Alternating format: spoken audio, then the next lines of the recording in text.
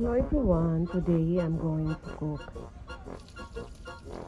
Philippine breakfast or Pinoy recipe breakfast, which is casino and garlic fried rice, and also sunny side up and fried fish.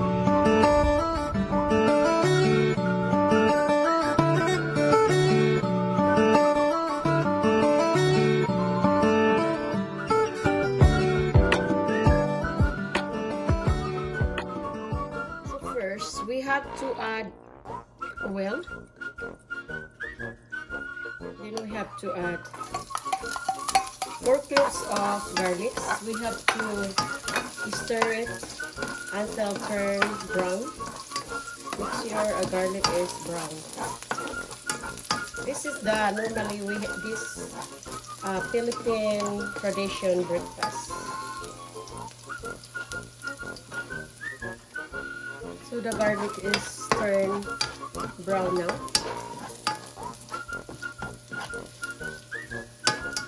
So we have to stir it and turn dark brown. So as you can see, the garlic is ready. We have to add the rice, the cold rice, the old rice. So it's very simple and yummy. And of course, we have to add 1 tablespoon of beef powder or beef stock. So you don't need to put a salt because this is already salty. So that's it on guys, very easy. Or you can put MSG instead beef powder.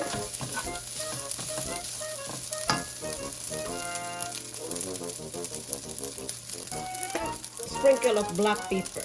That's it. Pepper to taste.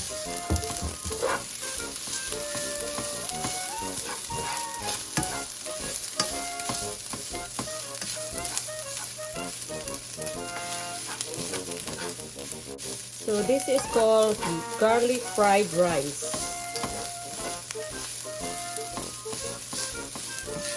Fried rice is ready to serve. Put this right now. The garlic fried rice. We have to set aside first.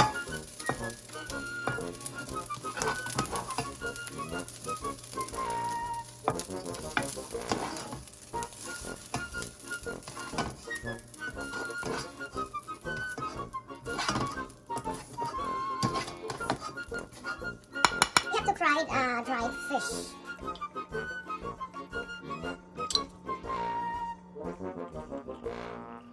So we have to cook sunny side up eggs.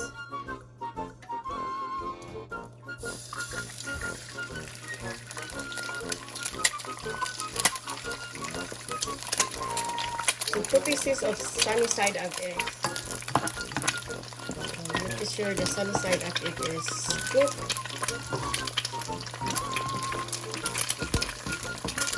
You can add a sprinkle of salt if you want to.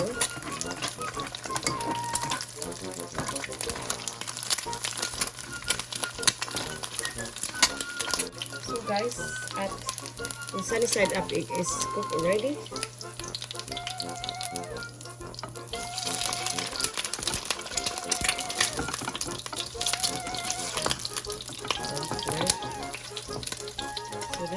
Next, we have to put the tocino, pork tocino. So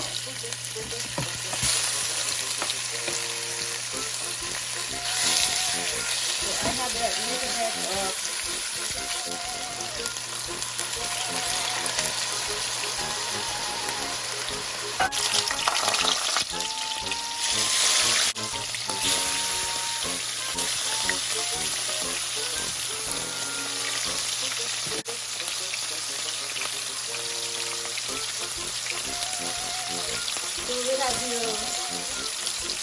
we have to cook this and turn into brown.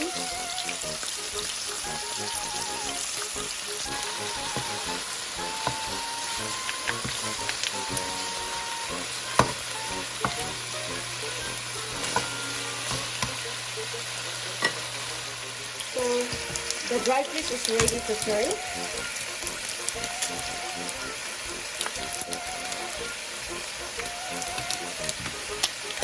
Any kind of dry fish, daing na bangus, something like that.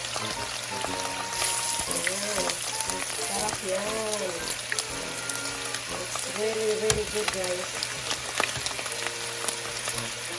So this is ready to serve.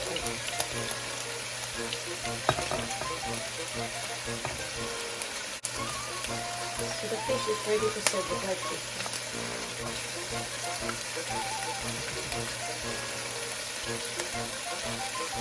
So we put aside the plate and later we're gonna rinse. So you need to stir fry with turn brown.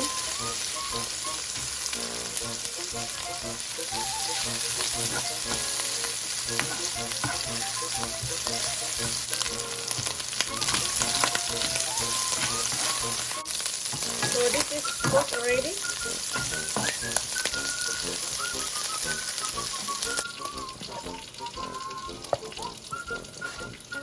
So subscribe, like, and share.